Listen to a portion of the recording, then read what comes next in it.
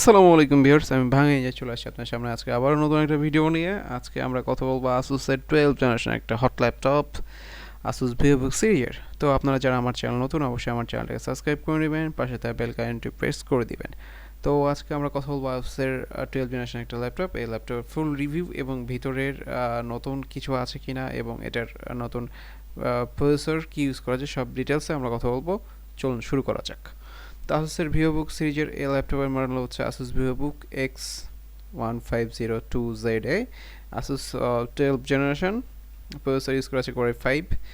আর আমরা উপর সাইডটা যদি একটু দেখি, মানে ব্যাকপার্টটা ল্যাপটপের নিচের সাইডটা, সেক্ষেত্রে এখানে ইয়ার ভেন্টিলেশনের জন্য, কুলিং সিস্টেম জন্য এখানে মোটামুটি ভালো একটা এয়ার ভেন্টিলেশন করা আছে এবং দুপারে দুইটা স্পিকারের জন্য সাউন্ড যেন ক্লিয়ারলি ভয়েস হয় সেই ক্ষেত্রে দুইটা স্লট করা আছে। এটাতে যদি আমি ওয়েবক্যামে চলে যাই, 720p ওয়েবক্যাম ইউজ করেছে, প্লাস প্রাইভেসি শাটার ইউজ করেছে ওয়েবক্যামের প্রোটেকশনের ক্ষেত্রে।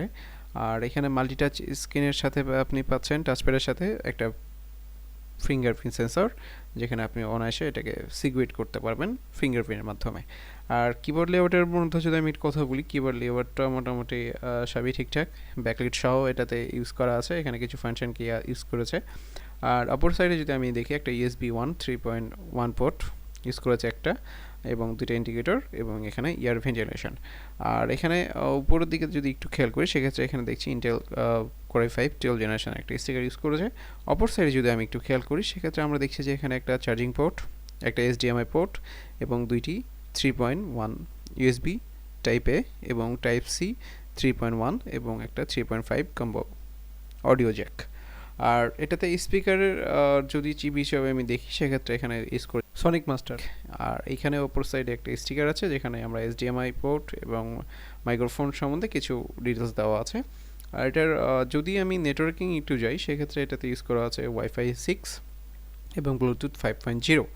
আর এটাতে প্রসেসরের মডেল হচ্ছে কোর i5 1240p সিরিজের একটা সিরিজ করেছে, যেহেতু একটা পাওয়ারফুল একটা প্রসেসর, সেক্ষেত্রে প্রাইসটা একটু বেশি হয়ে যায় আমার কাছে মনে হয়। তারপর মোটামুটি যেহেতু সিরিজের মানে একটা পাওয়ারফুল প্রসেসর, সেক্ষেত্রে এটা একটু দেখা যায়।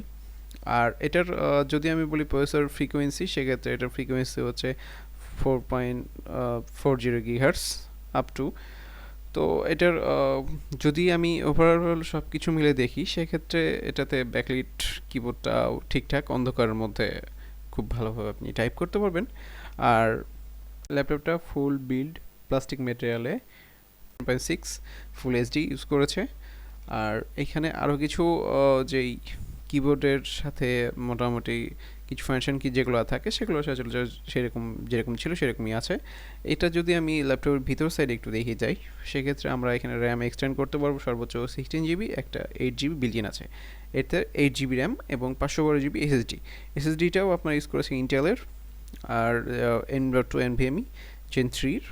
আপনারা চাইলে এটা একটু আপডেট করতে পারেন। এখানে ব্যাটারি ইউজ করেছে 3 সেলের একটা ব্যাটারি, 42 ওয়াট, মানে 42 ওয়াটের একটা ব্যাটারি ইউজ করেছে। মোটামুটি যদি আপনি কাজ করেন সাধারণত, সেক্ষেত্রে দেখা যাচ্ছে 3 থেকে 3.5-4 ঘন্টা ব্যাকআপ পাবেন। এখানে স্পিকার হিসেবে যে দুইটা স্পিকার আছে, 2 ওয়াটের দুইটা স্পিকার আছে, মানে 2 to 4 ওয়াট স্পিকার। আর এখানে ইউজ করেছে কুলার ভেন্টিলেশনের জন্য এয়ার কুলিং ইউজ করেছে। এয়ার কুলিংটা মোটামুটি ঠিকঠাক আছে, যেহেতু সাইডে এয়ার ফ্লো হবে, সেক্ষেত্রে আমরা দেখছি অনেকগুলো ল্যাপটপ নিচে হয় কিংবা সাইডে হয়, এগুলো দেখা যাচ্ছে ডিসপ্লে সাইডটা অনেক সময় হিট হয়ে যায়। তো আশা করছি এই প্রবলেমটাতে হবে না। আর এই আসুসের ল্যাপটপে আমরা চাইলে 180 ডিগ্রি পর্যন্ত এটাকে ফোল্ড করতে পারবো, এটা 180 ডিগ্রি পর্যন্ত ফোল্ড হবে।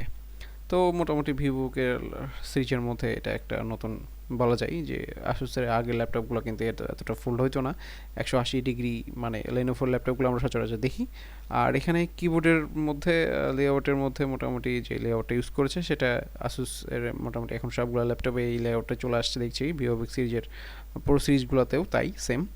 আর টাচ প্যাডটা মোটামুটি আমার কাছে ঠিকঠাক, মাল্টি টাচ স্ক্রিনের সাথে মোটামুটি ভালো একটা পারফরমেন্স করছে, এখানে কোনো প্রবলেম নাই। এটা আমি যদি উইন্ডোজের বিষয় কিংবা ওয়েবক্যামের বিষয়ে আমি একটু বলি, ওয়েবক্যামটা 720p যদি একটু আপডেট করা হতো, সেক্ষেত্রে আমার মনে হয় ভালো হতো। তো ওয়েবক্যামের ফটো মোটামুটি ক্লিয়ার আছে। আর এটার প্রসেসরটা যদি এখন আমি বলি, এটার প্রসেসর টোটাল 12টা কোর পাবেন আপনারা, পারফরমেন্স কোর 4 এবং ই50 ক্লায়েন্ট কোর 8, এটার 16 thread, 12 MB cash, 15.6 full HD সহ 1920x1080। ওকে, আমার কাছে কালার কম্বিনেশন ওকে আছে। আর এটার যদি আমি ডিসপ্লে রেজুলেশন গিগাহার্টজ পড়তে 660 হার্টজ ডিসপ্লে, একটু চাইলে বেশি হলে আমার কাছে মনে হয় ভালো হইতো, যেহেতু দাম তো আর কম না, 80-90 হাজার টাকা বাজেটের মধ্যে। সেক্ষেত্রে এটার ওয়েটটাও মোটামুটি অনেক লাইট ওয়েট, এটার ওয়েট 1.6 কেজি। আর এটার মোটামুটি সব কিছু ওভারঅল যদি ওয়েস দেখতে যাই, ওয়েস উইন্ডোজ 11 হোম সিঙ্গেল ল্যাঙ্গুয়েজ পেয়ে যাবেন, সাথে আপনারা পাবেন 65 ওয়াট একটা অ্যাডাপ্টার।